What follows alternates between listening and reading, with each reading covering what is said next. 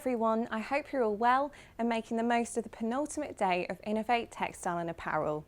In today's news, Guarneri Technology showcases its DyeCoo calendar systems. At Innovate Textile and Apparel, the Italian manufacturer is exhibiting its highly technological calendar systems developed with its long-term partner, Voith Germany. The collaboration has seen an increase in the development of its DyeCoo rollers for the textile and technical textile industries, and the company says that its calendars are recognised worldwide as the best on the market. Elsewhere, JK Group and MS Printing Solutions are focusing on digitalisation and sustainability at the show. The company believes that the future of textile printing lies in a sustainable supply chain, a guarantee of affordable and ethical results, and the integration of automated and cutting-edge technologies.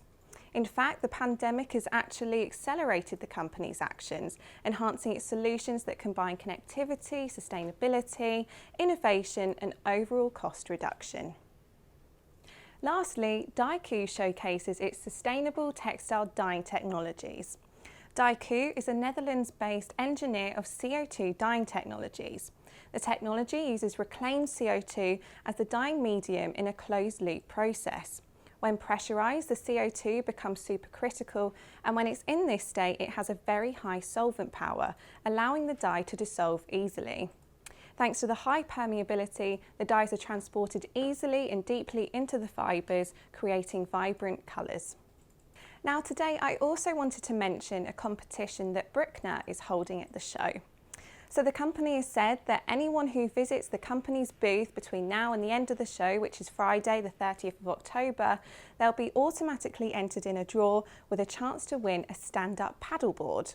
So if this is something that you would like to find out more about, head over to the company's booth at the Innovate Textile Apparel platform. Now, earlier I had the pleasure of speaking with Apu Sahar, who is the founder of Motion Imager. We spoke about the company's novel technology and his experience with the event. Here's what he had to say. Well, hello Apu, thank you very much for joining me today. How are you? I'm doing great. Good to hear it. So can you first of all tell me a bit about Motion Imager and what the company does exactly? Sure. Motion Imager is an East Netherlands-based deep science and engineering tech startup. We are providing a cyber-physical Kanban platform as a service to vertically integrate the apparel product lifecycle stages. And we are also a vertically integrated company, with which we mean by saying this is the key enabling technologies, which is the computational camera and the scaling based out of optoelectronics and photonics, semiconductors and embedded systems, are in-house built, and we are the original design manufacturer and also the cloud-based original equipment manufacturer. We produce, manufacture, we design, we manufacture, and we supply all those things. So it's a single house for digital transformation or digitalization of an apparel industry.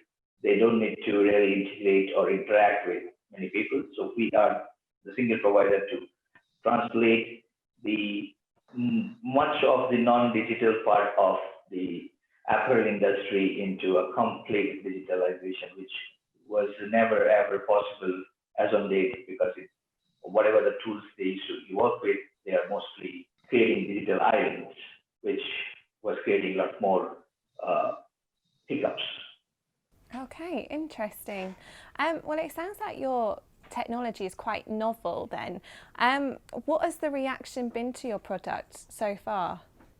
Oh, I must say that it has been over-encouraging and a very big validation, and the credence and the credibility and reassurance from the customers. It was complete, as your question makes it much more imperative for me to answer, as you said, about novelty and things like that, which happens out is the acceptance of the customers category, because our customers are apparel original brand manufacturers and apparel multi-integrated retailers.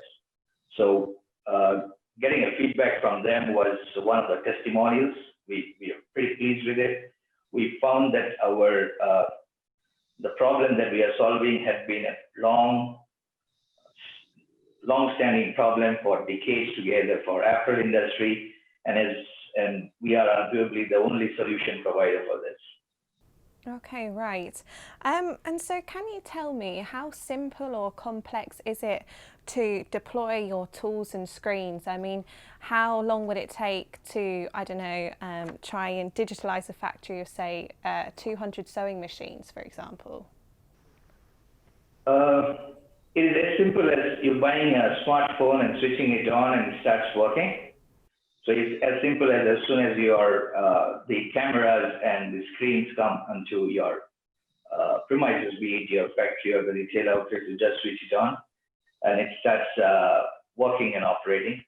What we say is from an order to commissioning, or from the customer placing the order to the commissioning, it is just a 4 weeks time, which includes planning, preparation, and operation starting.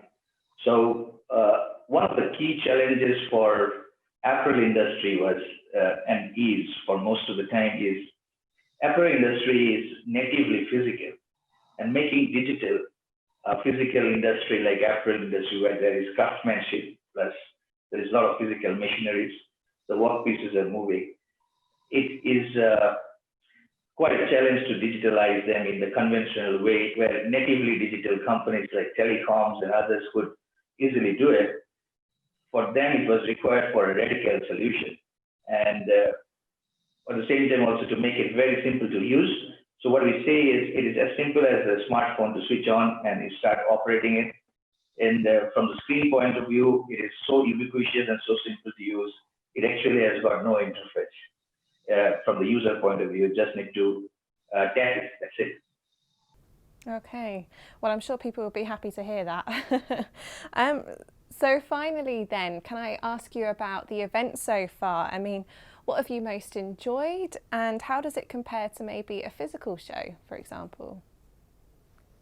Well, with being the harbinger of digital and virtual and things like that, we personally feel that the cyber perspective of the event was pretty enriching. At the same time, also it actually gave us a lot of feedbacks, and we could record and see many of those very feedbacks.